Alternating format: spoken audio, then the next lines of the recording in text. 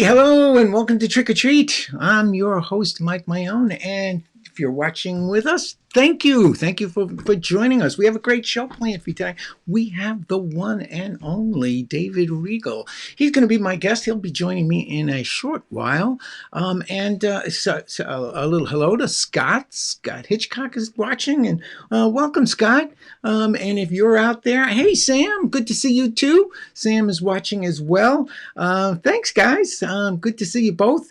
If you're watching on YouTube, I hope you'll give us a like, you'll subscribe to our channel, and see much more. We have lots and lots of trick or treat shows on YouTube, so you can go back and look at some past shows.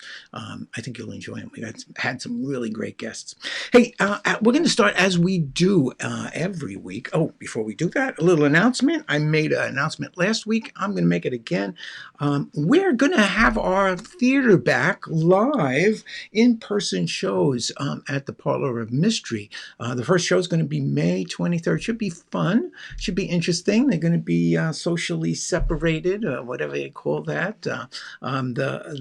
Everyone will have to wear a mask, but it's going to be very, even though it's going to be spread out, it's going to be an intimate show because the theater can only allow half of what we normally have in the theater. So it's going to be interesting. The 5 creators of the Parlor of Mystery are going to be there. That's Ted Plesia, Thaddeus, Joe Silky, Terry Perret, TJ Tanner, and of course me. So I hope you'll join us on May 23rd if you're in Lindenhurst, but you have to you have to reserve a ticket in advance. So do join us. Do join us. We're looking forward to that. As I said, if you're just joining us, David Regal coming up in a little while. But before we do that, it's time for a regular feature. Fact or fake news, fact or fake news, fact or fake news. Yep, time for fact or fake news. Here's the fact or fake news statement. Your job is to say if it is fact or fake news. The Nickelodeon series Rugrats is an animated children's television series that focuses on a group of toddlers and their day-to-day lives. The show garnered 20 awards during its 13-year run, including 4 Daytime Emmys and 6 Kid Choice Awards. The show has its own star on the Hollywood Walk of Fame. Their own star. Well, what do you know? Is that fact or is that fake news? And if you think you know, well, type it into the comments. If you are right, you will win this super medal. Doesn't get much better than that. Just doesn't get much better than that. Hey, we always do a magic short. Today we have a magic short from a fellow who's given us a magic short in the past. His name is Bennie Chickering. So let's take a look.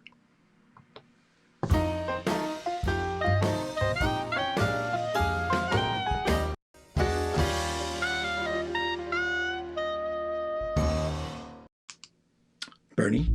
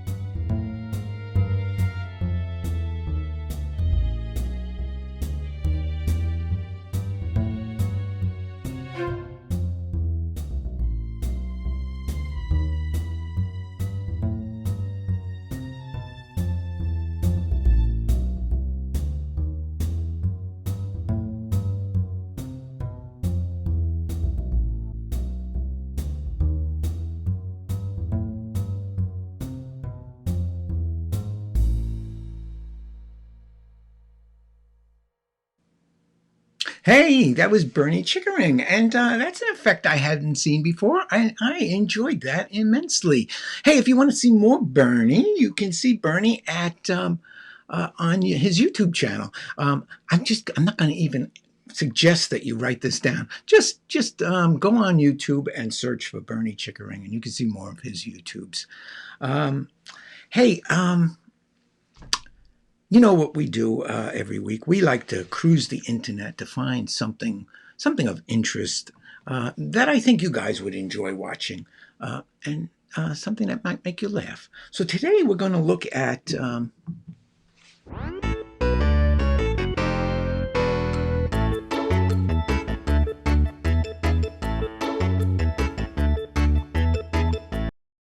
Yes, we're going to look at dumb people doing dumb things and somehow managing to get themselves recorded. So let's take a look right now at this gentleman who's chasing after the subway car. He missed. Boom! Oh, that's gotta hurt. Boom! Hey, would you like to see that from the other side? There we go. Boom! Oh, gotta hurt. Gotta hurt. Gotta hurt. I don't know why he was chasing the train. I suspect maybe he thought he could. I don't know. Was he racing it? Who knows? He missed the train, that's for sure. Oh, anyway, here's a guy who maybe missed his stop. Ouch! Ouch! Hey, you know how stupid that is? I actually tried to do that one time. I tried to get on. I used to work for the Long Island Railroad, and dummy that I am, tried to board a moving train. Oh, I landed on. I didn't take quite the same fall this guy did, but that is a really dumb thing to do. Don't even ever think about trying that. Now you know these water parks, they're closed in the wintertime, right? But that doesn't stop some people from using the giant sliding ponds. Oh, ow, that gotta hurt. That gotta hurt. Hey, this girl is gonna do a wonderful trick on the trampoline. She is so excited about it. Watch what she does. Oh, she's going to do a flip, a backwards flip, no less. Oh, you got to like that. Look at that. That is just incredible. She's pretty excited about doing that, too. Because I won't make you watch that one again. And this guy thinks that he can just cross a stream of moving water. Let's see. Can he do it? Can he do it? Can he do it? The water's just running over the roadway a little bit. Uh-oh. Uh-oh. Bad idea. Now, here's the reason why, this is the reason why women will live longer than men. They do. They just do. That's because we try stupid stuff. Hey, this big piece of ice, I could break off a little bit off. I don't know why I would want to, but I could break a bit off. Okay, this is a fun one. All right, we're gonna try and break this branch right off this tree. Okay, all right, everybody down. Okay, it's not breaking. Okay, everybody let go. Oh, you didn't get that message. And there's always one guy who thinks that his private parts are just, well, worthy of fireworks. Dumb people doing dumb things. What can I say? What can I say? Hey, you know what? I have I actually have some interesting videos that make the point as well. How about this one?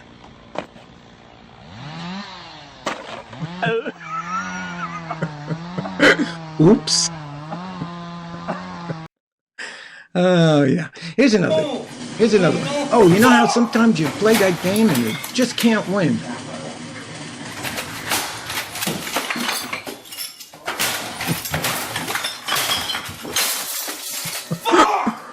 Ooh. Somebody needs anger management. How about this one? Gdzie on kurwa jest? No chodź tu, szmato jebana suko pierdolona.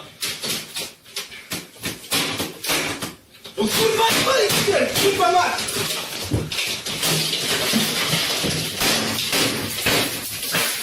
Pierdalasz! Gówno ci to obchodzi! Śmieciu, jebany! Kurwa mać! Okay, yeah. He's mad.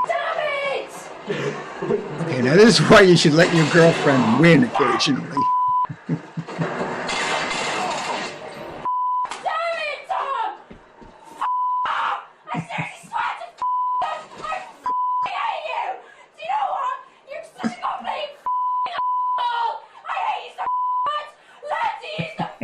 weapons on this game!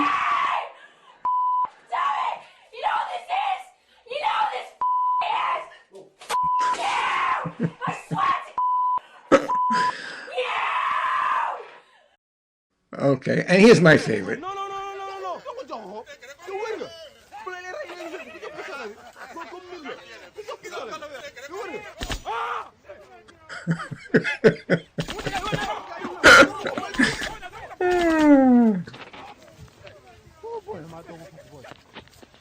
Yay! And the chimpanzee is the victor here. Well, there you go. Dumb people doing dumb things and getting recorded. If you're going to do dumb things, just don't let yourself get recorded. That's all there is to it. Hey, every week I do try to challenge myself to do a little bit of magic and record it. And here's this week's entry.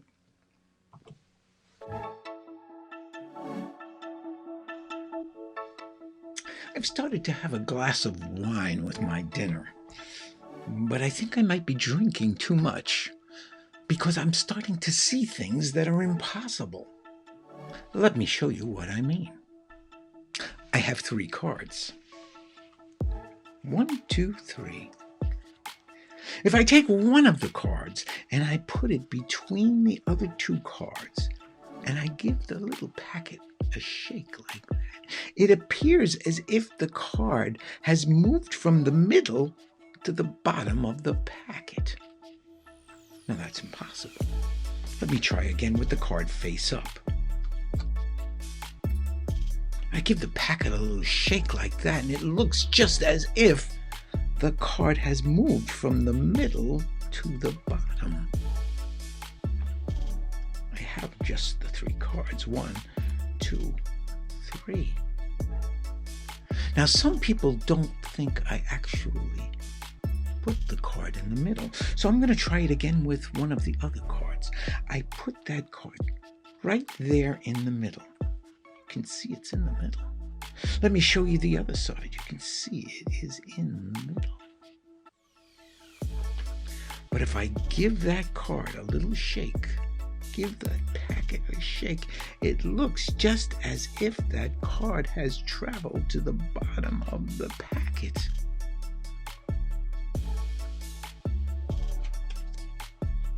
That is impossible.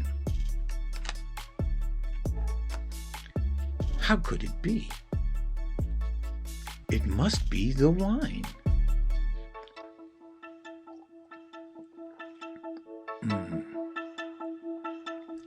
It's a good year.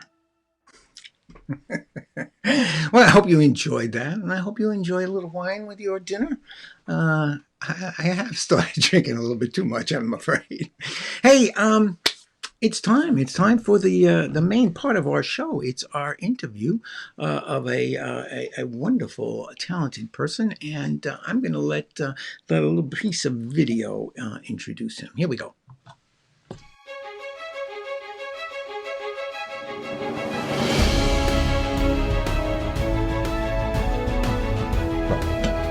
Oh, he did something stupid.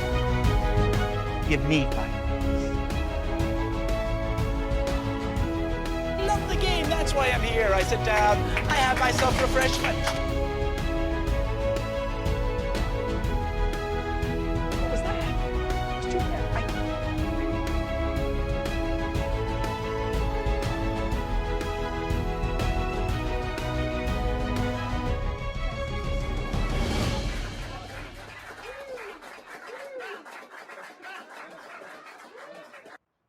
Hello, David Regal. Hey, Mike. So good of you to join me today. How are things in sunny California? You know, you can't complain. I grew up in the Boston area, which is very cold, even colder than New York. You know, people think Sure. it's about the same. Boston, New York, it's just a 4-hour drive. It's much colder in Boston. Oh, yeah. And when you move to the West Coast, and I moved basically because that's where the business went. Comedy people went to the West Coast, and my friends were moving and started to get out of the stand-up life and more into the comedy writing life because it was better for them because they were married with kids. And I sort of emulated them. But it's my long way of saying you get used to this. I mean, I've been here a while, and my wife and I will walk around, the block in December, hearing the birds tweet, and we go, "This is better." We have not like gotten inured to it. It still hits us after decades. This is better. Yeah. It's so funny. We have some friends in San Diego, and I mean, the weather in San Diego is absolutely phenomenal. It's like a little cool breeze off the water. It seems like it never varies more than 10 degrees, and sun. So we went out there, and it seemed like our hosts they got so spoiled that there was a little cloudy or overcast, and they were like apologizing for the weather. That's it's overcast. I'm so sorry. And I'm thinking about it, it's not 90% humidity. It's not snowing. I'm happy. I've been driving my car through rain that's so torrential. You have to pull over because even with the wipers going as fast as they can go, you can't see. And in Los Angeles, if it drizzles, people act as if it's acid falling from the clouds. They don't know what to do. They can't handle it. And I worked on the Carbonaro effect for 5 years, and we shot for a couple of those years in Atlanta. Yeah. And one of those years, it snowed in Atlanta, Georgia, which is not common, but it was like 3/4 of an inch. I remember growing up where the snowbanks would be bigger than me. 3/4 of an inch of snow paralyzed Atlanta. They had no idea what to do. Yeah, I know, it is funny. We have our share of snow, but it's usually not that big. When we have that much snow, we do indeed get a bit overwhelmed. Hey, Dorothy Dietrich and Dick say hello. I love Dorothy. Mark Zakaria and Sam Slabin says hello. Did I say it right, Sam? I try. They all say hello. They're glad. Hello back. Okay. I want to take a look at some pictures with you, and you can tell us a bit about these pictures and explain. What I want you to do first is to explain. Here we go. That's a 15-year-old David Regal with the.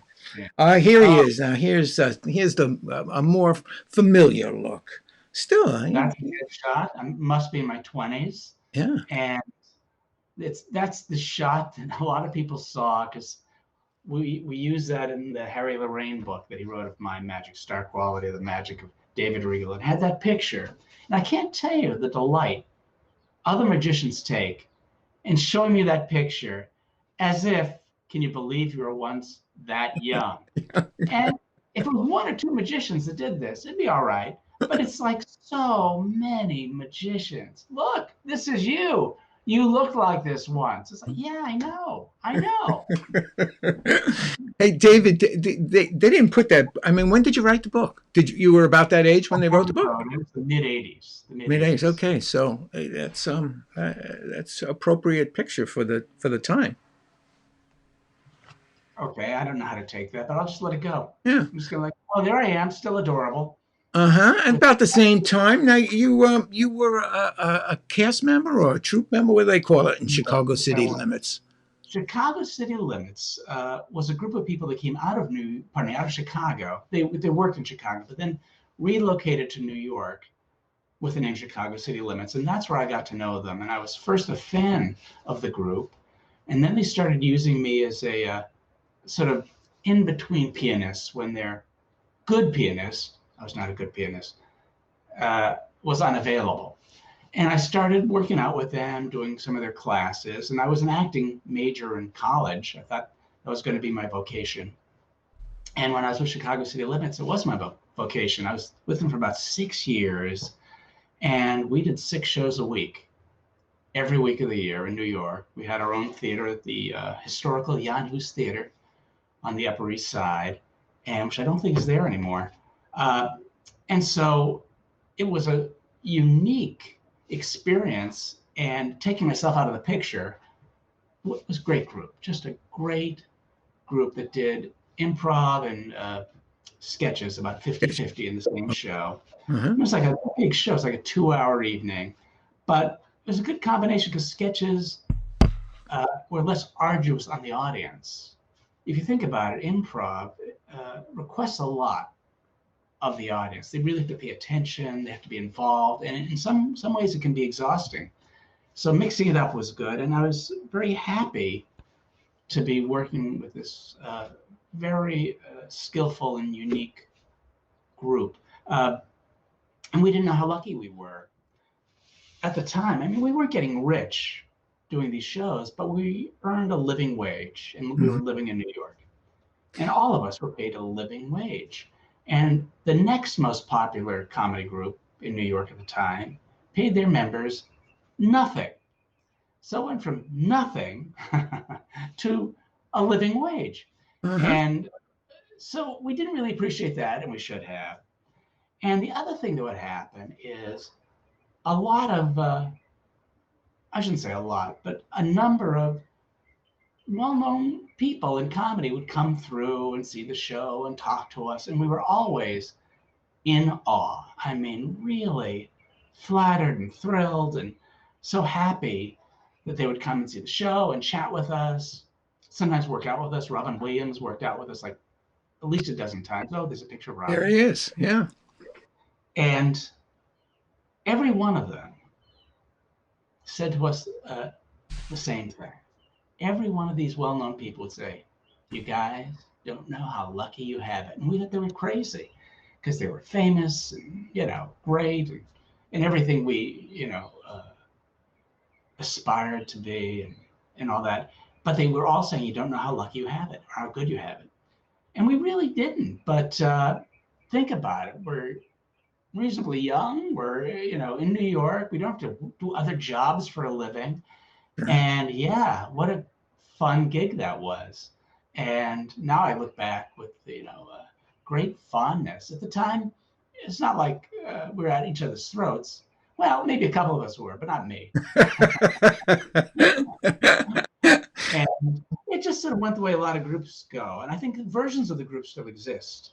But, the group that I was with, some people didn't get along with others, and some started doing other things. And nevertheless, I still see a bunch of the guys and talk to them, and it was good times, doing nothing but jokes.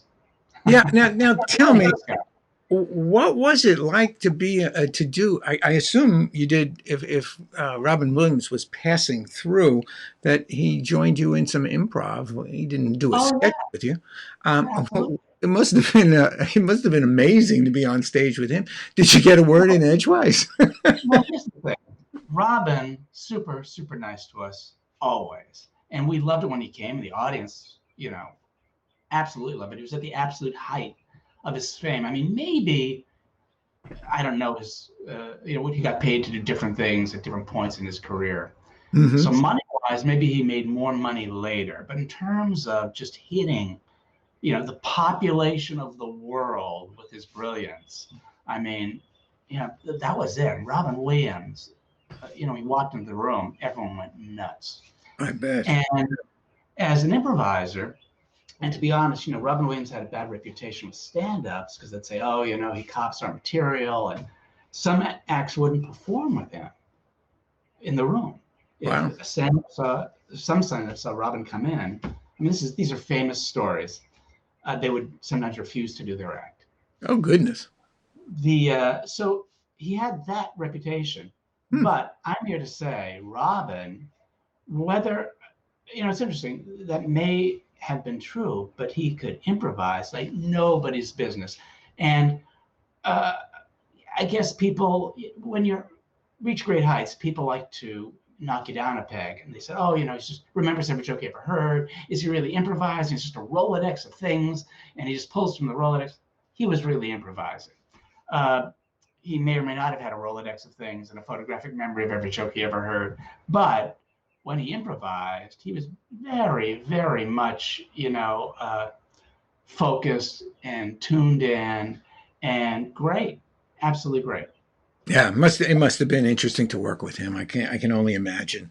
Yeah, I mean, I was always a fan of his, and to this day, I just go back. How Just can you not be? I mean, if you love comedy, he was a bolt of lightning you know, in comedy, and we were very flattered that you know, he'd keep dropping by and playing with us. It sure. was very affirming for us, and we appreciated it. Now, let's see. Who is this That's gentleman? Ed Marlowe. Ed Marlowe. Oh, wow. I only met him one time, and it's funny. I wrote in this book. I wrote a whole chapter called "Win a Date with Ed Marlowe" because that's what it felt like. Uh, I was doing this was I think right after I was going to New York on business, and I think it's because I started consulting with a TV company in New York while I was doing the comedy thing. But anyhow, I know I was going to Chicago on business. I never met Ed Marlowe, and I was very into magic, and to meet him would have been a thrill. I was very lucky in New York because I got to spend tons of time with Harry Lorraine, who became a mentor for me, and I love him dearly.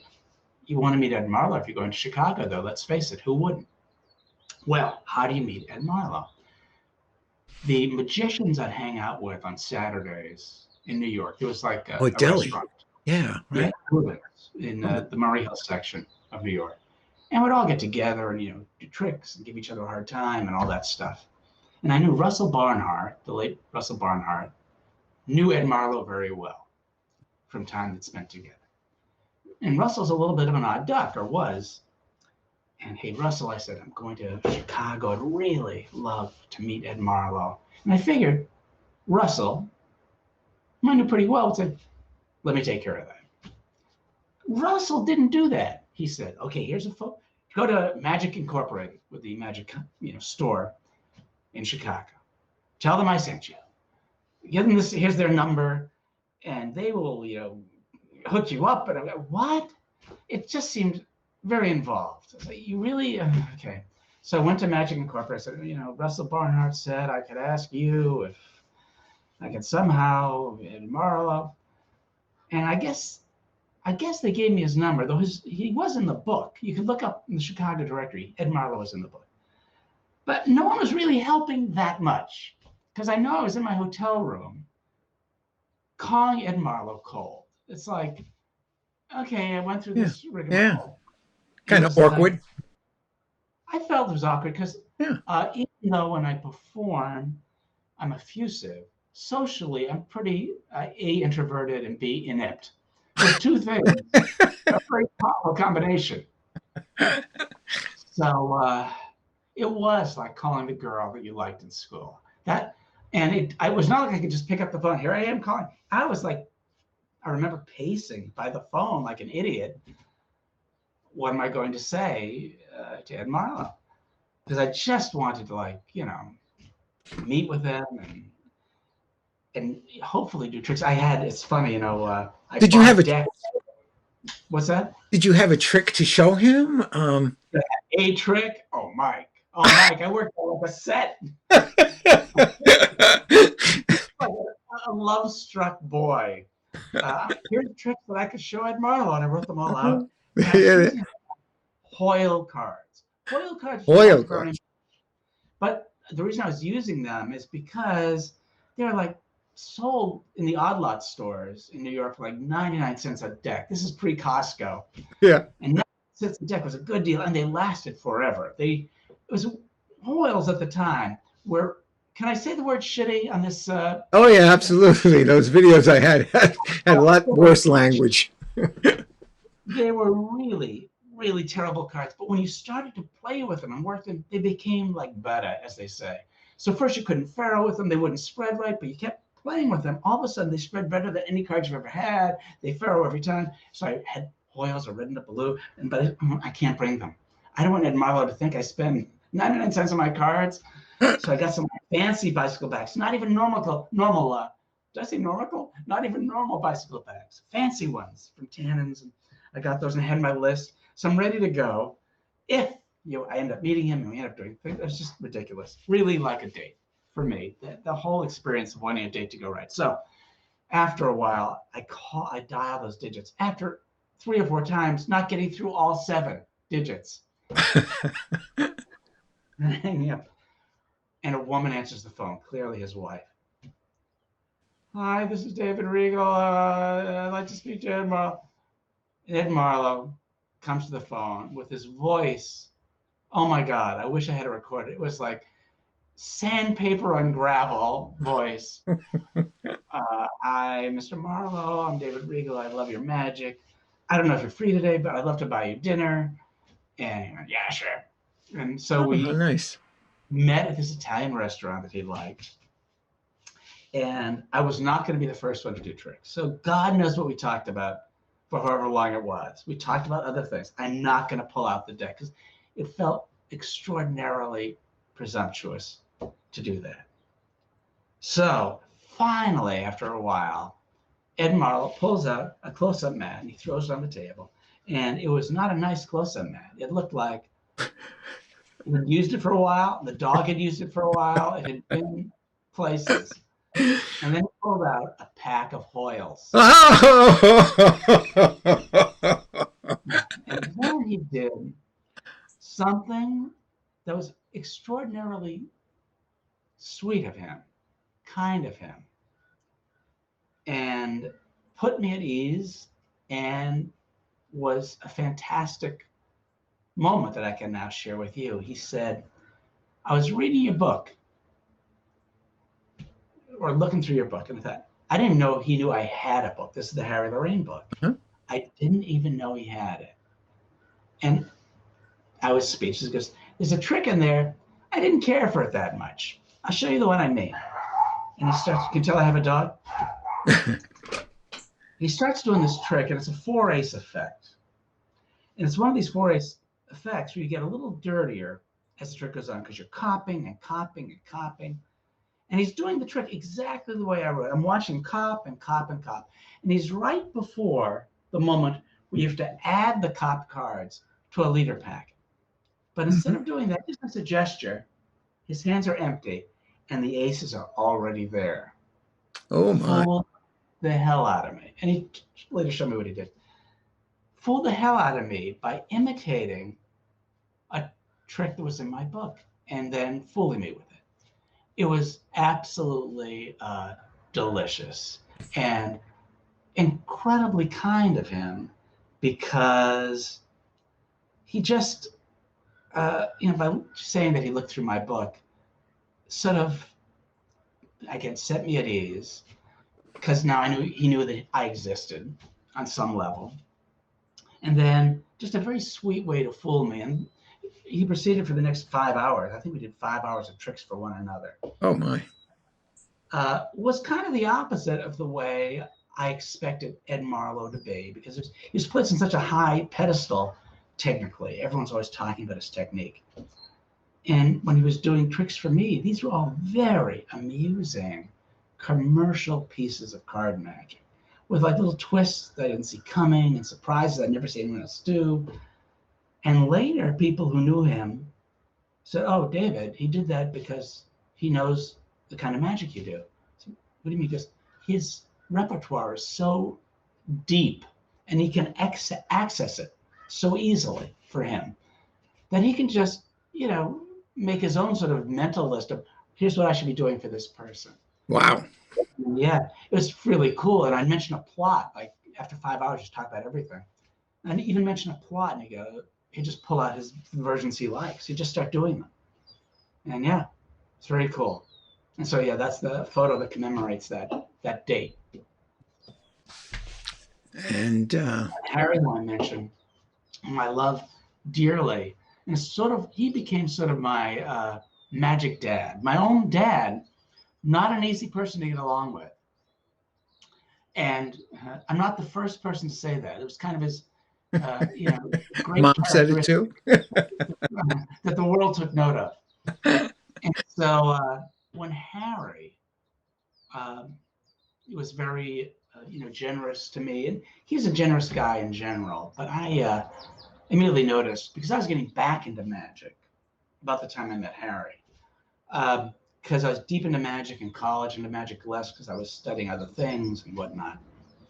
But getting back into magic big time when I met Harry, and I, read Close-Up Card Magic cover to cover with the cards in hand.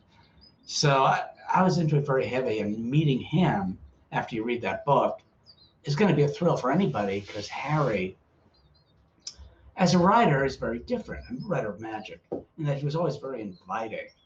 And you'd read his books on magic and get invigorated. You wanted to do these tricks because of his style. Oh, wow. Writing, you felt he was a friend, even though you never met him. Mm-hmm. So I met Harry after going through that phase of falling in love with magic again, and with his writing and his books. And so I was thrilled that he sort of allowed me into his sphere, but he was very encouraging to me too, which I appreciated, because to have magic be a thing that's welcoming is something that I've always appreciated. And what I like about magic is, even though, let's face it, there's infighting in everything, including magic, and people say, oh, it's awful, but in one way, magic is a meritocracy. Because what I'd note in the gathering spot, Ruben's restaurant, everyone's giving everyone a hard time. Oh, here's how I find the fourth ace. Here's how I do the move. I would never do it that way. And that was just sort of the way it was. That was sort of, friends give friends shit. That's just the way it is. It's true. You know they're friends sometimes. But if like a 15-year-old showed up with a better way of doing a false cut, or his own, wrinkle, everyone would gravitate around this kid's table, and everyone would be watching it. And I thought, that's cool, because you know what? Doesn't matter, no one's seen this kid before.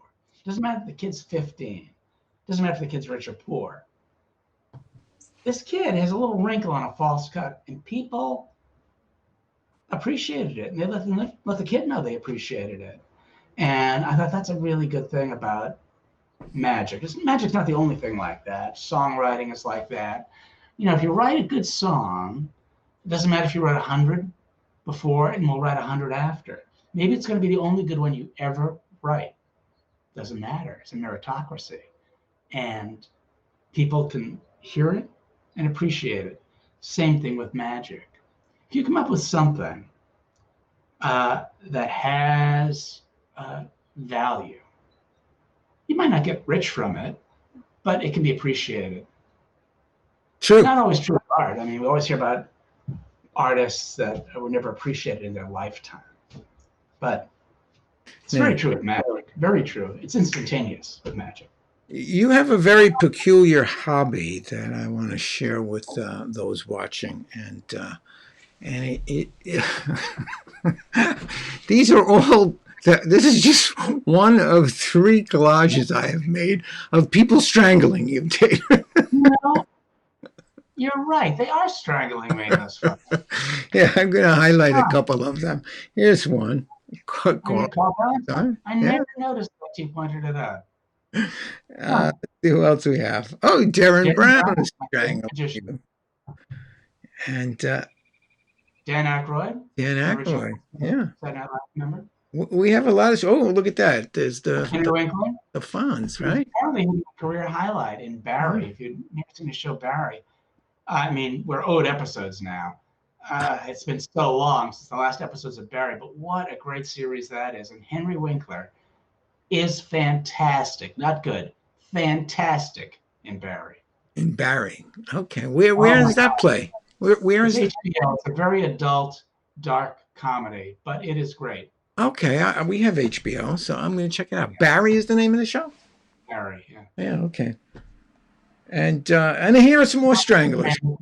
It's about a hitman who takes acting classes, and Henry is the acting teacher. Oh, okay. Oh, there's a whole bunch of people. Yeah, some more people strangling you. People may recognize with Max. Max, yeah. And who's this? Oh, Johnny Thompson. Oh, Johnny Thompson, who I got to work with. He worked on the Carbonara Effect too. So yes, he did, right? Juan Tamarez, and I was very happy. We were both booked to do a very nice convention in China together, not working as a team, but both booked. Yeah, both on the bill. And performers, and I did okay, and they were responsive and nothing. You know, I felt like I did a good set, and I was so happy that Juan got to see me do a good set, because I've done sets in front of magicians that I wish were better. Trust me, I think we all have. Oh, I did a good set with Juan there, and I was thrilled, and I wanted to have a good set with Juan there. And Juan, every set he does is a great set. oh, he's fabulous. And anyone that loves magic loves Juan Tamaris. You know? Yep. And then we have some more stranglers here. Let's see. Let me show you some more people He's strangling. not short. And I stopped doing it after a while too, because I just enough already. You know, I have a friend who gets autographs, but this is a very peculiar hobby. Who else is it? Who do we have here? Oh, Raymond. I wrote some Everybody Loves Raymond's. And Tony Curtis. Tony Curtis. I may have written the last role he performed in. Oh, Bill did you? Larson. Yeah. Bill Larson. Well, and of course he's from the Yeah, Magic. that's not Photoshop, so I can get in trouble for this photo. Yeah, you probably could. Joe there, and I think that's probably how I was feeling that day, because maybe I had to work that day, and I was doing shows that night. But yeah, I love that photo. I just set my camera, my phone, balanced it on one of their chairs. I took that. Well, I don't think the official photographer would have taken that picture. No. Probably soft focus, and it was just my phone. It's But the- yeah, I love the Magic Castle. How do you not love it? yeah, how do I'm you know? going there this week for the first time for a outdoor event, because Nani Wilson turned 90, and it's like, you know what? I haven't been out. I've not gone out, done anything. I had coffee this past week for the first time, a business coffee, but I haven't been out. So this will be the first time I go out to wish her a happy birthday at the Magic Castle parking lot, probably. All right. Hey, are they open? Are they? They're not open. No, they're not. I don't know when that's going to happen. Yeah. But Here in yeah, New- that's Here in New York, we started to open some restaurants, so you yeah, can that's great. I mean, California's a little dicey, and the Magic Castle's dicey because everything's very close. close quarters for most of it. Yeah. You can't even walk down the halls without getting very close to people. You know, I never understood what a club was. And, oh, geez, that's my actual back with a tattoo of Robert Houdin's blooming orange tree. Do you really have that on your back? Yeah, it's a real tattoo. That's dedication. But as far as the Magic Castle, I have enormous affection for the Magic Castle because when I was growing up, there'd be movies on TV after school, and very often there'd be black and white movies from England, and they'd have somebody always say, "I'm going to the club." Yes. Goodbye, I'm going to the club. I didn't know what the club was. What is the club? Well, that's a big And thing. the Magic Castle, you figure out what the club is. Yeah. And it's a really great experience. And, you know, generally I'll try and go on a slower night because it's become more and more popular to, I think, pay the rent, which, you know, goes up and up and up and up. It had to be more popular, which, you know, is a blessing and a curse. So I like to find the quieter nights and really just hang out with friends, see some magic, get mildly hammered. To me, that's a perfect evening. And it's like, okay, this is what a club is. Yeah. It's really a lot of fun. It's amazing. I was only there one time. A member allowed me to go and watch the show. It's just a beautiful place. It's just Anytime in LA, I can hook you up, Mike. okay. I'm going to take you up on that. I'm definitely going to take you up on that. Hey, Scott says that you have an awesome tattoo there. So look at that. Scott says thank an you. awesome tattoo. I got it done in, where was I? I think Atlanta. I think I got it done in, did I? I think so. Were you I did a drunk? lot of the best tattoo artists. And I found the guy's name. I said, this guy's the best. And he didn't have anyone that day. So boom, I Oh. said, let's do it. Were you sober? Yeah. Yeah. Okay. Good. Hey, Sam Kirsten, good to see you. My college roommate's joining us, and you have some peculiar affection for birds, which I couldn't figure out. I couldn't figure that out until I saw this picture, and then it all made sense. I don't know what's coming here. Let I'm me at go a loss. back. Let's see. Here it is. Let's. I show you. honestly have not made the mental jump. Here we Oh, go. okay. Yeah. I didn't quite understand why you were so into birds. And oops, wrong way. Uh, and then I saw this picture, Oh, well, you're missing the best. and then it became clear. There it is. There it is. Well, these are both plots from the Carbonaro effect. And the Oh, thing it's with Carbonaro- really? Oh yeah, because I did over 100 episodes, and or I should say the group did. That's a lot of episodes. Oh yeah. And no card tricks, zero card tricks. When I say zero, I mean we didn't even do effects that essentially were card tricks, but we made the cards look like something else. No, zero card tricks. So it's fascinating and really interesting for me, and it was everything I like about magic, because even though I enjoy performing magic, what I love most is the process. You know, the mixture of success and failure that comes with just, you know, cobbling things together or trying to. Yeah. And for whatever reason, I like that more than anything. And also, for a long time, I didn't let people know that. I was ashamed of that, because I'd go to the Magic Castle, I'd open up my briefcase and go, "Oh, you guys again." I just like the next thing. And so the improv group was very good for me in that way, because even though we did sketches, which I grew to hate because it was the same thing, we were always doing improvs, which are different. Right. Every day there was that to look forward to. And then I got into writing for sitcoms, which is really good because we're on the staff of a sitcom. You know, every Monday, new problems. Here's your new basket of problems. We'll shoot however many we solve on Friday, because you shoot the episode. And then the showrunner has a little more, very funny, Scott. The showrunners stick with the episode a little longer, but when you're on staff, you're done. You're on to the next script the next Monday. Sure. New set of problems, new batch of knots to try and untangle. So very good job for me, because it's always something new. And so with magic, if I was a professional magician instead of a professional writer, basically you want to perfect these 12 tricks, and or whatever the number is, and just be extraordinary at these effects. Unfortunately, my passion is to just give myself more problems, or give myself more problems, or deal with them for whatever reason. And I don't always succeed, but sometimes you do succeed. And I don't even mind the failure. I kind of enjoy the failure. Why would I enjoy that? I don't know why. And it used to be, and a lot of people I talk to go, "Oh, I might fail." I go, "Of course you might fail. Of course." But even when I work something out in performance, I welcome the failure, because you learn through the failure. And it's an incredibly effective way of learning. Oh, it's so hard. It's so hard, though, when you learn that way. I mean, you do learn, but it hurts like failure. I'm talking about, having a level below which we do not sink.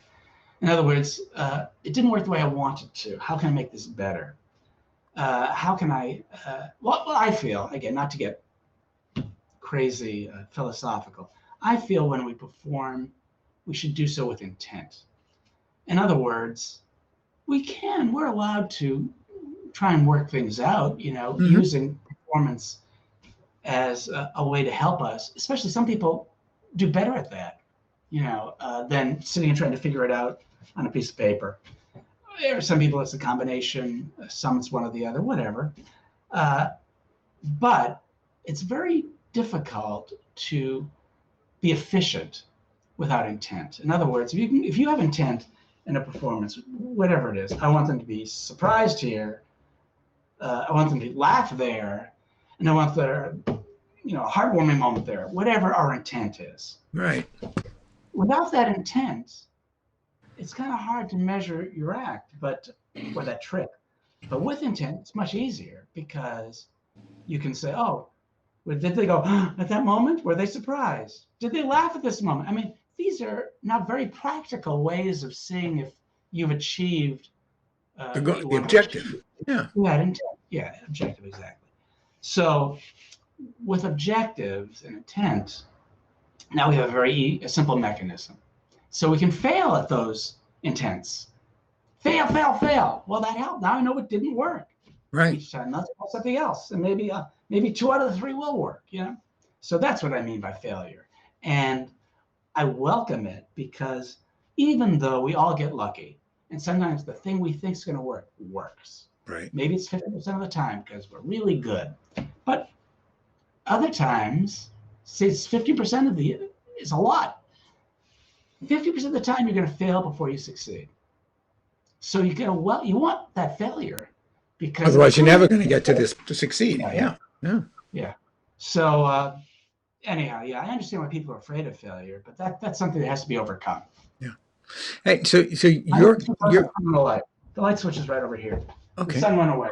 Give me Sun went away. 5 seconds to improve the situation. Oh, good.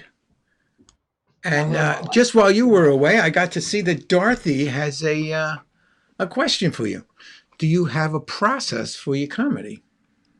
Well, it's interesting. Is there a process for comedy? I think the first thing to do is identify where it feels like comedy might live. And comedy isn't one thing. I mean, there can be comedy in a situation between you and the audience or the spectator. And it can be a funny line. Some people are very good with funny lines driving the comedy. So I don't think one thing is right and one thing is wrong. And, these things can coexist. And some magicians who are very serious have very strong comic moments. I mentioned Eugene Berger. He could be very intense and spooky and then have a line in there that just crack everybody up. Absolutely. Big time. Maybe more so because he was so good at, having this gravitas in a performance. But even, as I said, my favorite magician is Darren Brown. And you watch him, it's really just a cornucopia of emotions and thoughts as an audience member watching him, because he has interesting things to say, and then he'll be self-deprecating, and then he will be funny. And so the process is, I think, number one, identifying where comedy might exist. If you don't have that ability, that judgment to think, where could comedy live in this situation? It's going to be hard to create comedy, because bad comedy is, old, tired lines that people have heard before and stuff like that. But I do like generally to make people happy, and I'm driven by that, and that has been true all my life. So for me, I think part of my process is I honestly want, as one of my ambitions, is to make people a little happier than they were before. And the reason for that is, I grew up, as many people do, in an unhappy household. It ended up with, the marriage splintered and all that. But prior to that, it was just unhappy. I mean, dinners were like, people were afraid to speak. My sisters, I had 2 older sisters, and often someone would cry. I mean, just very typical. And I, as a little kid, I was the one that would leave the room, walk up some of those stairs, and then come back down with a bit. I would do a bit, funny bit, or something I thought, just to get everyone laughing, because in that stony silence, just like you see in movies where they show like this awful family that is just not getting along. I'd do a bit, and I realized my life has not changed, because when you're in a sitcom room, you're doing bits. I mean, you're pitching jokes. It's funny. You say, well, what if you're not funny that day? Well, you have to be, because it's your job. If you're not funny, you will not have a job, because you have to be funny. You have to contribute. And so, there's that. I mean, if you come at it that way, you come at it with a degree of professionalism, because just to survive, you have to figure out how to mine comedy. So what is it that you use? Does it vary? I mean, you talked about a lot of different processes that different comedians. I'm very well. We can all be inspired, but I am analytical. I do try and see where something could be funny, or I'll video myself, rehearsing with speaking. I think rehearsing without speaking is, unless it's a non-speaking act. Right. Rehearsing without speaking is a problem. You really need to speak. And I will set up this thing in a bathroom sometimes because the mirror is right there. And I will time myself and I will speak to invisible people because you find where there's a dead spot. It feels like that's been a long time. What I'm saying is very dry. And you know what? That's a good way of realizing where you need something to say. Something that's to interesting. Yeah. Or even interesting is good. What a lot of magic lacks is a premise. It's weird. I mean, the premise is I'm a magician, let me do a trick, which is okay. But very often a premise is helpful in making something seem different than something else. You know, sometimes I help other magicians, and some of those people are, oh, do you write your ideas down until it's developed? Dorothy, I've done both things. I feel strongly having a premise helps. I feel more secure with a premise. And I feel an audience responds to a premise. They don't really know how to watch magic. I mean, even at the Magic Castle, it's mostly lay people. And sometimes they just don't know. Am I supposed to tell my girlfriend how I think it works? Am I supposed to tell you how I think it works?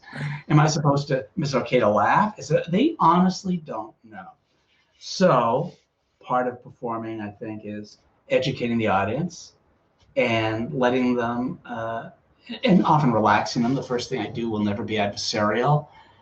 A lot of magic is adversarial in nature.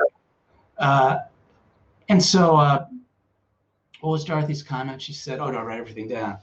I do arm myself with a premise. Here's why I'm doing this. This is a test of blank blank. Oh, are you lucky? Let's find out. Or here's something my grandfather gave me. I've waited for the day to do it. Whatever that premise is, it helps people enjoy the magic so much. People really want a story. It doesn't mean a beginning, middle, and it doesn't have to be a big story. Mm-hmm. Just that little frame. I mean, it's palpable. And I can see it in other magicians. I can see it in myself. When they have even just the littlest premise, they believe it. Even if they don't really believe it, they want to believe it. Sure. Like when we go to a movie, we're kind of believing it, even though we know it's a movie. So on that level, it's a gift to the audience. So I will arm myself with a premise, which, you know, if you have up here, you don't have to write down. And eventually I will have a script. And if I feel I've worked out the beats, then I'll put them in a book, which I started doing for myself so I'd remember the beats. And sometimes I'll watch a video of me doing the trick so I can remember the beats. The magic beats and how to tee up the beats, but also whatever jokes I had, because I will forget those in the comments. And sometimes you develop a new joke later on. It's like, oh, I better video the act again because I have this one new bit. But to completely answer your question, there have been times, and it's going to sound like a lie, but it is not, where I had the idea for the routine. And some of these are big routines, some of my meatiest ones, where I wrote out the entire script because it really was an idea for the trick. Uh-huh. And I had no method. So it's like my version of Cups and Balls. You've ever seen it? You can see a very young me on a fuzzy video doing it online. It's called Cups and Balls and Cups and Balls. I had this idea for a wrinkle in a Cups and Balls routine. And I wrote the entire routine. And I had no method, zero method. And another routine I do a lot, very frequently, is the one I did on Penn and Teller years back. They had to edit it. It's like a 9-minute card routine. Oh my. Yeah. And the whole thing I wanted to do, because it was like a little showcase for me, because it was almost like a little play. And the premise is, I talk about my grandfather. It's very clear to the audience as I'm talking about my grandfather and how we bonded over my card tricks I used to do for him. And it's clear to the audience very early on that my grandfather hated seeing me do these card tricks for him, interrupting him all the time. But I was oblivious. And for 9 minutes, it got to be this little play where I'm this oblivious character who never realized how much his grandfather truly hated these card tricks until the day he died. So it has a dark edge. And then there's a big payoff. Yeah. But how did it work out if they cut you? The reason I'm telling you this is, and don't forget that, the reason I'm telling you this is that's another routine. I wrote the entire 9-minute routine with no method at all. And it even had, on all the props you see when I do that routine, were in the script, but they served no magical purpose. They were just what I wanted to see. And then I worked out a method using those the props that I had. I didn't bring in anything else. So it's both things. And there is no one road to heaven. Oh, thank you, Scott. Scott liked my cups and balls. And interesting, Scott, that's the only, well, I shouldn't say the only, it's the first time I did a magic trick. I think the first time where I told the truth. Because the patter I gave, I even hate to call it patter because it was just the truth.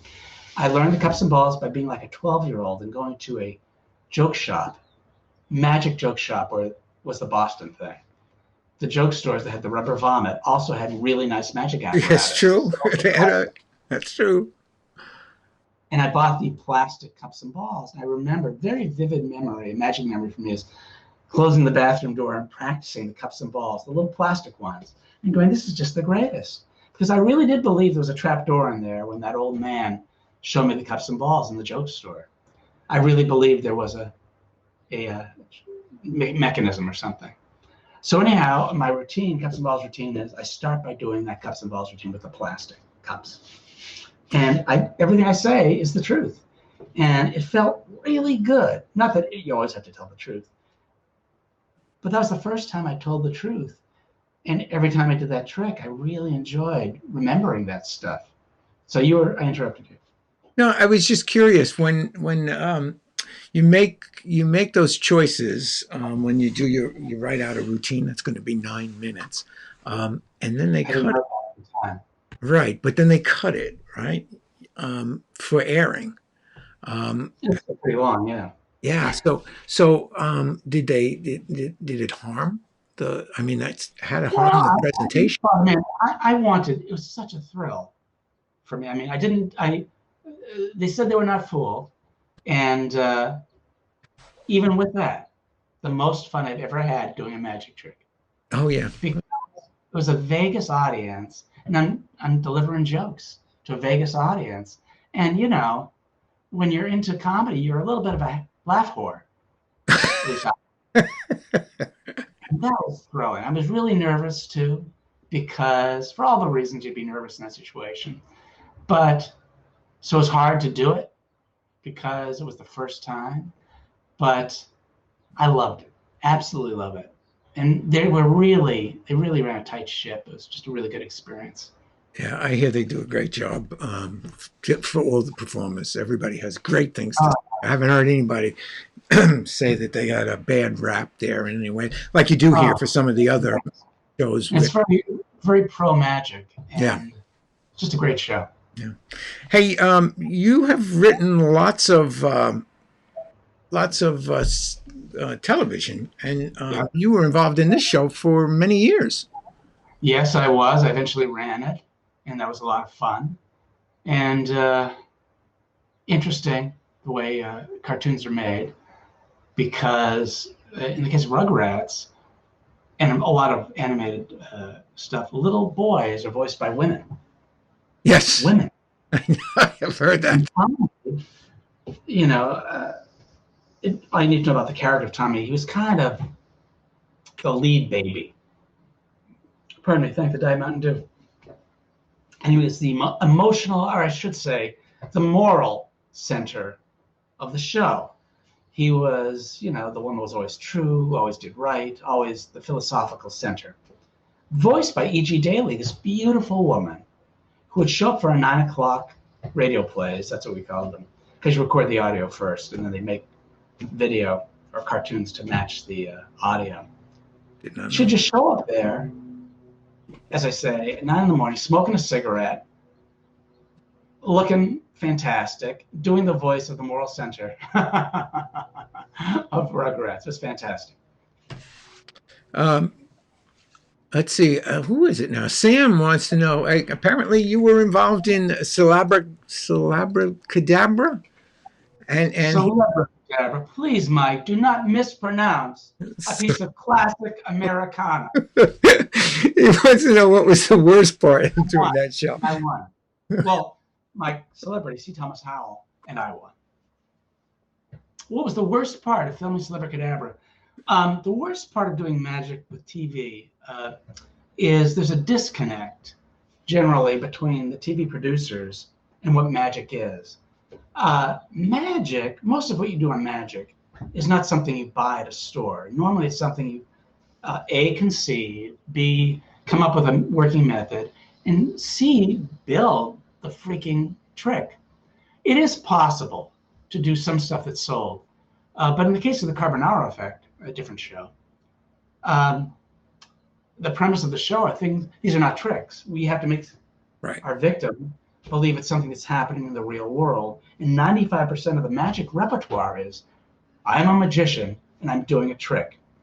Totally. Well, if that's the existing repertoire and your show is, I'm not a magician and these are not tricks, there's very few things. I mean, maybe we did 800, effects on that show. And out of those 800, I'd be surprised if a dozen were something that could be purchased.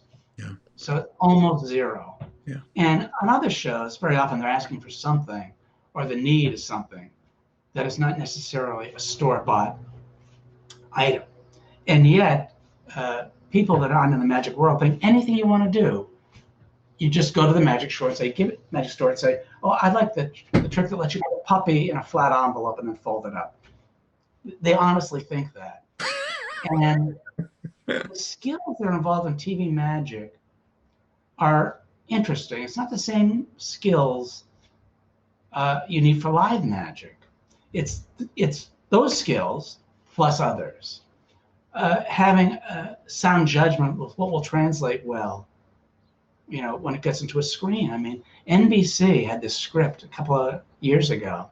They paid money for it. They loved it. I don't know why they loved it. And I'm reading it because someone just sent it to me. And I go, oh, well, none of this stuff's going to work. I mean, even if they could do it technically, it's not going to have impact over a screen. Right. It's just a different set of skills and different. Look, judgment is the number one skill in magic, even if you're not talking about TV. Absolutely number one. Because it's the hardest thing to get. If you have good judgment, you will be a good magician because you can learn sleights. If you want to spend money, you can buy expensive things. But what you can't buy is good judgment. Yeah. I mean, you can hire someone that's a good director or something, and they can give you some good judgment in that or whatever. But judgment is number one. Number one, and not by a small amount. We've all seen magicians who could do anything because they're very skillful doing bad tricks. Why is this person doing a bad trick? Or maybe it's not skill. Maybe we see magicians that have almost endless deep pockets because we go to see some show in Vegas or something. Why is there that one bad trick with all these other good tricks? Well, someone in this world had bad judgment. So yeah, good judgment, number one skill. And with TV, you need the good judgment you have even without TV being involved. A whole nother set of good judgment. And the weird thing is that people believe magic is magic. Magic is not actually magic. And I can't tell you how many times I've said to people, sadly, magic is not real magic. It's the illusion of magic. And a lot of the people I've had to say that to are magicians. That is weird because you would think, well, magicians, you know that they know magic, and yet magicians will sit at a table and start saying, crazy stuff, and it's like, no, I got to talk you down, don't I? Okay, no, I mean, imagine that, and look, it's different if you got 6 months to talk about things you might do on a special, as being on an episodic series, in which it's a different way of approaching the task because it's a certain amount of volume and all that. But magicians, I mean, you think lay people think magic is magic. Magicians think magic is magic. So that's the hardest thing. Yeah. Having, putting together a group of people that are pragmatic and creative and all those good things.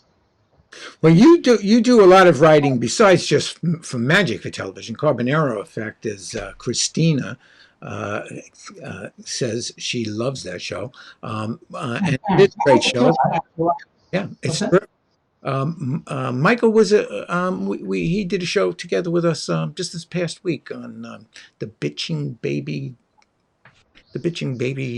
boomers show, and we had a fun time with that. But you're right. I mean, you spent years writing all kinds of things like Everybody Likes Raymond. Well, that's how I made my living out here in LA. I went from Yeah. being an actor in New York to a writer out here. And, I got to say, magic, I always try to keep as my love and my obsession. But if I had some gig fall through, like I thought I'd be writing on a show this season because they made me an offer, then they took it back, or some awful thing happened, magic has been extraordinarily helpful to me.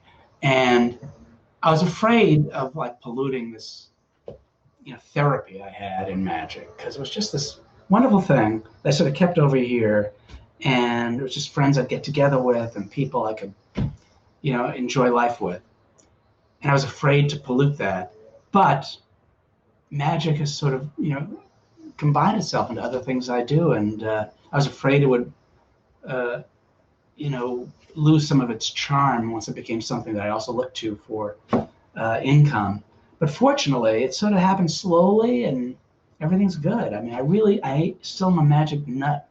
I just really enjoy a good piece of magic, and I love being cool, all those things. Well, that's because, as Mayer said, It's real. magic is real. There you go. There you go. So you write, you do comedy, you write comedy, and you do magic, and you lecture. This is a Penguin lecture. Yeah, I don't know how much more lecture I'll be doing. I mean, lecturing's hard work. And by the way, it has saved my life. Lecturing has saved my life. How's that?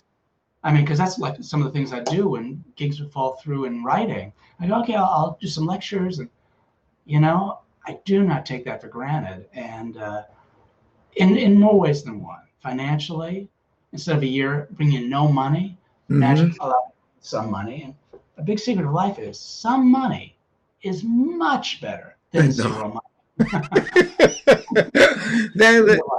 Mayer's not going to argue with that bit of advice.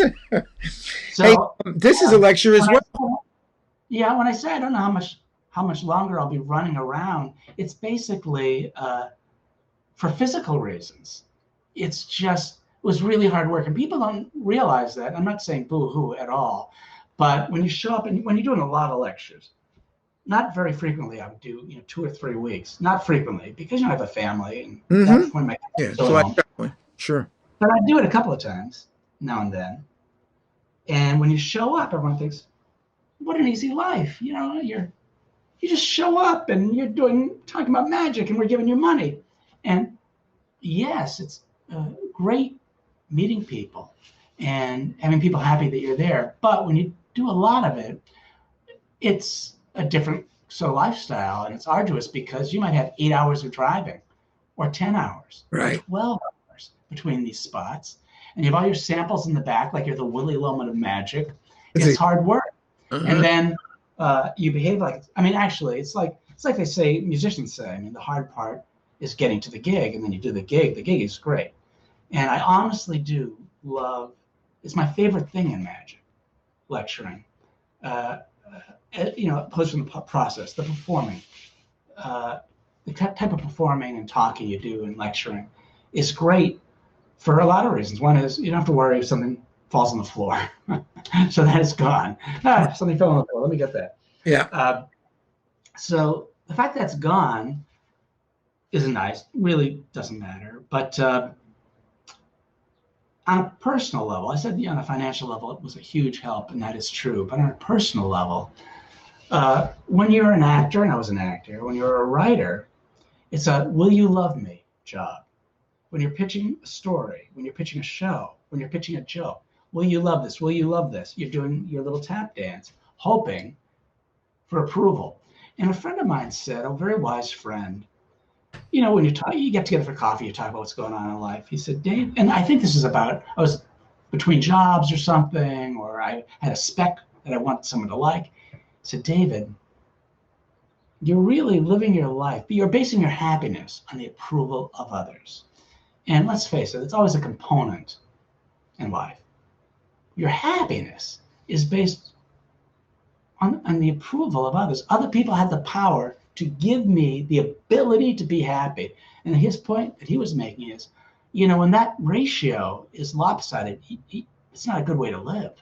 You can't live, with all of your happiness in the hands, this very capricious thing called showbiz or this show or this spec writing you did, whatever it happened to be. And lecturing was the opposite of me going around saying, love me, love me, love me. Because I'd walk in and people were happy to see me. When you're pitching, you generally don't get that feeling. Maybe when you're the 800-pound gorilla because, you're incredibly successful, people act, Mr. Spielberg, I'm so happy you could be here. But I'm a working man, and a very typical writer's life is the life I had, where you're always pitching, always putting something forward with successes here, failures there, and you're always just, spinning those plates. So to do a lecture, besides the fact that it earned me some money, was very positive. And so I appreciated it in that way too, two-pronged. I was happy that I had a way to bring in some income, but also very happy that I could walk into a room and people are just happy. Yeah. And, you like proving the tricks work too. Now, this is a lecture, yes? Yes. Yeah, and is that the cups and bowls routine you were talking about earlier? Cups and bowls routine with the plastic ones, I bring in middle ones. And at the end, the kicker is I do my plastic routine, I put them away. Then I say you sort of graduate and match to the metal cups. I do a full routine with the metal cups. And then I said, but they never give me any more pleasure than when I was 12 years old. And under each metal cup is one of those original plastic ones. Oh, and under each of those plastic ones is yet another load. So that's after the original load balls from the metal cups. Wow. I do load balls. And then there are little cups and load balls under those cups. It's pretty good. Yeah. That routine you had in your head, but you hadn't developed the method for. Zero method. Very cool. What's going on here? Well, the best feeling in the world is knowing you have friends. And the Board of Trustees gave me a creative fellowship, but the way they gave it to me was, it's going to be hard for me to even talk about, because it was just really sweet. They wanted to surprise me. So they contacted me to ask if I would, at the award banquet, give out a creative fellowship to Mark Sedicati, because they know I love Mark's magic. Amazing. So I thought I was going there to give out, I honestly thought I was giving the award to Mark Sedicati that night, but instead I was receiving the award. Oh, how sweet. I wrote this a page long, funny, sweet thing about my relationship with Sedicati and what a great man he is. And I'm ready to deliver this in front of the entire audience at a very nice venue in Los Angeles. And I flipped to a video. There's a video of Larry Wilmore, who's going to say something I thought about Mark Sedicati. But instead, it was Larry holding a clarity box, which is a magic prop I invented, and pulling out something and starting to talk about me. And I realized, and then he told me in front of everyone that I was getting it. And then he walked out. He was actually there. And so that's some moment that was captured where I just could not believe what was going on. And it was really just a great memory. And the trouble they went to make it a surprise and to keep that surprise a secret, I deeply appreciated it then. And I think I appreciate it just as much now. I mean, just really great. Great of that group. Perfect. Now you mentioned Clarity Box. That's one of your one of the effects that you created, and you create. You're a very prolific creator. This is from your I don't think it's that prolific. I mean, every once in a while I'll come out with things, but you have to remember it's been a long time. That's not even one a year. That bunch, if you think about it. But if I'm very busy on a writing job, I might go a couple of years without putting out anything. But I've also had stuff, believe it or not, I've had props made, I mean, in quantity to put out a trick, but I'd get busy with some other job and they would sit. I paid to have them made for years. They would sit in a closet. So I got to put those out. But I didn't even have time to like do the packaging or even get them to someone to do the packaging or make the video. And so it's still like that. I get more and more free depending on how much I work on other things, but it's time consuming. But as I say, I love it. I love trying to communicate some idea to a fabricator, seeing them get everything wrong, and they'll get something wrong that's not even my list of 100 things that could go wrong. Wow, that is cool, because I made a list of 100 things that could go wrong, and this wasn't even on the list. They decided to fix, in quotes, that one thing that makes it not work. Okay. Yeah. And you create magic effects, but you also write books. You released this book. I do that for myself, really, because, well, I say for myself, I do like to remember the tricks. So that's the way I can remember them. But I also, I'm in the magic lottery, as I think a lot of us are. I like coming up with material. And for me, winning the lottery, I won't be alive to see it. Because the magic lottery for me is in 50 years, some kid pulls out the book, or maybe he looks at a video and goes, oh, I want to do this trick. For me, that's eternal life. And when you're a writer, I don't know if it's true for everyone, but it's true for me. I like the idea of something going on and having a life beyond myself. And TV writing is not that. TV writing is very disposable. No one's going to be watching Everybody Loves Raymond in 50 years. I don't think so. But a magic trick, maybe. I want to enter that lottery. Okay. Okay. Well, we are watching I Love Lucy still and The Honeymoon. That's true. Mm-hmm. Those are still good. Those are still good. And you do reviews as well. You have a regular column in Genie magazine where you review tricks. And you can see in that one, I even reviewed things that I purchased, even some things I purchased over the years. Because I do not want to write a bad column. And if you get a box of things submitted to you and it's junk, if it's junk no one's heard of, I'm not going to review it. Mm-hmm. Because what is that? Here's something you weren't going to buy anyhow. It stinks. That's a double slap to the person who's putting it forward. And so I won't do that.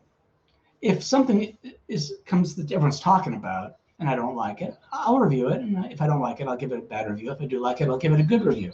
But if no one will have ever heard of it anyhow, I'm not going to review it. So you'll see in some columns, I'll actually pull things out of my drawer and go, this was really good. I really like this. And I'll compare it to something on the market and try to get away from people seeing reviews of things they don't care about. Well, here's a fantastic review you wrote for a trick that I made. So I know you're a good reviewer. There you go. That sold pretty well, didn't it? Yeah, it did. It did. So yeah. And we created a new one, and we have a new one, like a Celebrity Presage 2.0 coming out soon. So, Mike, this interview isn't about you. Every second of this interview is you. Absolutely. I'll throw it back to you then. And this is very timely. What is today? Today is the 20th. In 4 days, you are going to be doing a lecture. I guess that's a lecture, isn't it? It's a workshop, a seminar. 90 minutes something with, I guess I'll do some tricks and we'll talk. And I always like to not know what people are going to ask me. I prefer that. So what they're going to ask, I don't know, it'll be about creativity and whatever, but that's a weird word, creativity. I feel I like nuts and bolts approaches. So what I talk about in my books, especially approaching magic before this one and this one, not that this is an ad, is I feel there are nuts and bolts things we can all do to make magic different when we do it than when someone else does it. And for me, that's I think the thing we should all aspire to, because when we think about all the other performing arts, like singing, no one gets excited about going to see the singer that's like every other singer. You don't say, honey, put on your best dress. We're going to see the singer that's like every other singer. No, everybody in this country knows that we're going to see a singer because we want interpretation. That's why we're going there. We want interpretation. Same thing's true with a dancer. We want interpretation because this one's different. If I had an athletic bone in my body, I think you go to see a sports team, not because they're the same as every sports team. No. I'm excited to watch this sports team because they're different. Magic, because we have secrets, it's very secret-centric. And there's a temptation thing. When I own the secret, I'm done. I own the secret, I'm done. Or I can perform the secret, execute the secret, I'm done. But it really is sort of like a singer buying the sheet music. They're not done. They're not now a singer because they have the sheet music. That secret, whether it's a 10-year prop, whether it's a big illusion, whether it's a sleight of hand sequence that you've learned and studied for 6 months, that's the thing that allows you to continue. Oh, now I have the secret. Now I can, use this to interpret, just like the sheet music is what you needed to continue. So I feel that's a fair analogy. And there are tricks that where just knowing the secret is good enough. You do that, shadow coins, a matrix, don't have to say a word. That trick is so profoundly effective. You can really just do that secret and people will respond. So that's what screws up, this truism, because there are exceptions. Right. There are some exceptions. Well, to every rule. Yeah.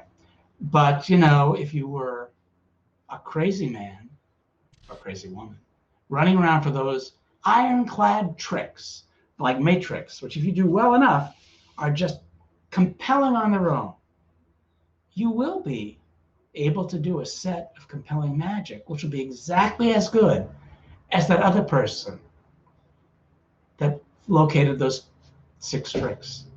It'll be exactly, won't be worse, won't be better, it'll be exactly the same. So even with success, there's limitations to the amount of success you can have if it's just the secret. And, with mentalism, every trick's the same freaking trick. You really need premises and context and more important. Yep.